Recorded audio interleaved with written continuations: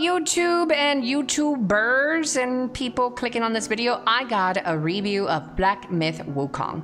I finally finished the game after, I don't know, maybe like over 50 hours, under 70 hours maybe. I finally beat it. I did play the game on stream a lot of the time, so if you want to go back and check those VODs, they will be available. There's also a video coming up of my hyper edit Wukong journey. But let me talk to you about my review. So if you guys just want the number, here's the number. Out of scale of 1 through 10, in a scale of 1 through 10, I give this game a solid 9. I give it a 9 out of 10. It's pretty close, and I know at the beginning of the game I started off with a 10 or a 9.5, but it definitely has a decrease. There's a couple of issues that I found in the game that bothered me. Some of them are bugs, some of them are not bugs, and some of them are just combat and stuff, so I do have a couple of things that I want to go over. First and foremost, I hope that this 9 does not take anything away from how amazing the game is.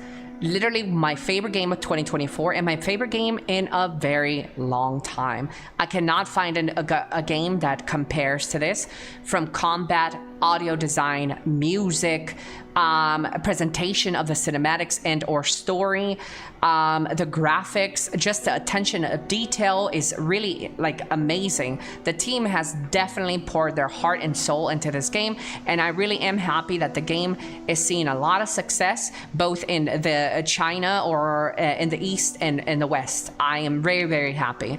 I hope that the team continues to make original, great content for us to enjoy. So let's get into some of the good things. The presentation, amazing. Audio design, great. The music, the soundtrack, I couldn't stop bopping and twerking to some of the tracks in here. They were really, really, really good. I think that they're really a good thing. I have zero clue about the journey to the West or what this game is based off, like the lore behind it. But even myself, who is not really a lore enjoyer or a story enjoyer, I kept looking at some of the presentation, like sorry, there's going to be a little bit of spoilers ahead, but some of the cutscenes, some of the animations that were presented with like the fat guy that got gutted, and then there was a bunch of jewels pouring out because of people's greed. There was like symbolism, I don't know if you want to say that, but there was like some clear messages there about greed and other stuff happening and love. And I don't want to pretend like I really followed with the story, but it even kept me a little captivated in certain moments, so I really enjoyed that at least. So I can't really speak too much of the story. So again, you'll probably never get that from me in any review that I do. But I really like the way it was presented. Very beautiful, amazing. Sorry, I hate to say all the time. Let's talk about the graphics. Graphics, amazing. The way they were presented, every waterfall, every rock, every curvature, every boss, original bosses with the lightning particles, with some of the hidden bosses, and the lady flying in the air and throwing icicles down. I felt like I was in an animated movie. It just felt like a journey, like a real journey. If I had to describe it, it felt like I'd take a huge journey to the West, Mayu, and it was really, really great. So I can't really say anything negative about presentation, audio, graphics, story, presentation, all of that, really, really immaculate. Boss designs, you will never encounter a duplicate boss. At least I didn't. Maybe I skipped something. Maybe the frog bosses that you fought a couple of frogs, but those are mini bosses and I didn't mind those. Those are pushover bosses anyways. Difficulty, I think, is just perfect. I don't think they were super annoying that it take you like 20,000 kills to tries to kill a boss, like in Elden Ring, where it starts to get like anger inducing and you want to yank your vagina hair straight out. It was not like that. It was very chill pace, enough difficulty that I think majority of the players will get through without complaining. And you can definitely make it a lot easier for yourself by using potions and other stuff, building according to boss fights. So I would really encourage that if you are having a trouble clearing a boss, use consumables and or tailor your stats according to bosses.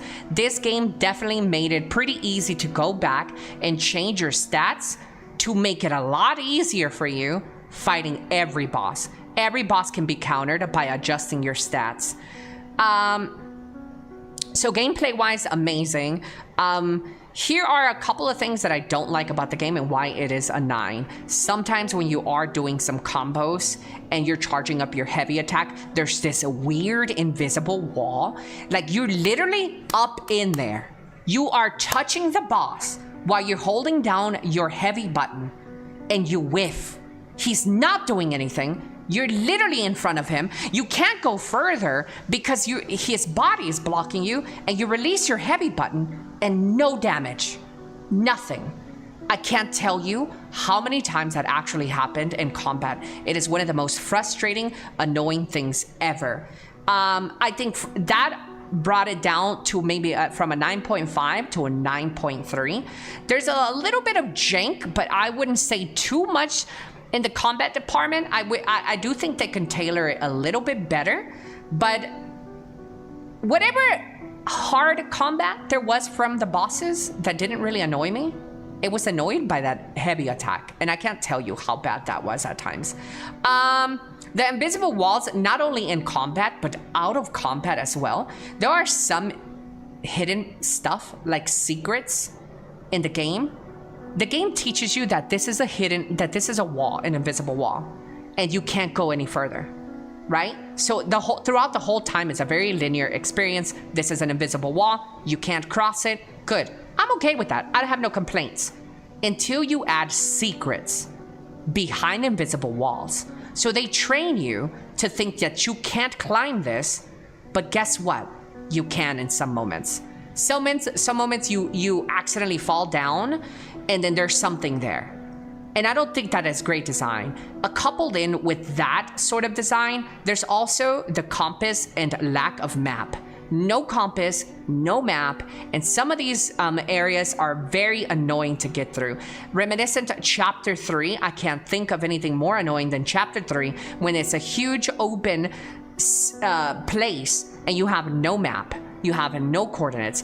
I must have spent an additional maybe 10 hours on just trying to find my way through the snow place. And I know that you guys can sit here and say skill issue, but I think that's a game flaw.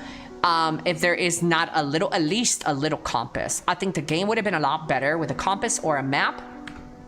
But anyways, chat, and other little things here and there, which will bring the score down from a perfect 10 to a 9 for me. A solid 9. Voice acting in Chinese, amazing. Great work for the voice acting. I have no complaints. From the audio side, it's really good. So yeah, let's cut this video short. I think that we deserve more games, and we deserve more hard work from all development companies, including China. I am very, very happy to have played this game, and hopefully you guys enjoy it too. What is your review of the game? Put it down below. If you made it this far in the video, put it down below in the comments. What do you think of the game? Rating 1 through 10, what do you rate? What would you rate it? Yeah. Go. All right. See you guys. Hey, YouTube.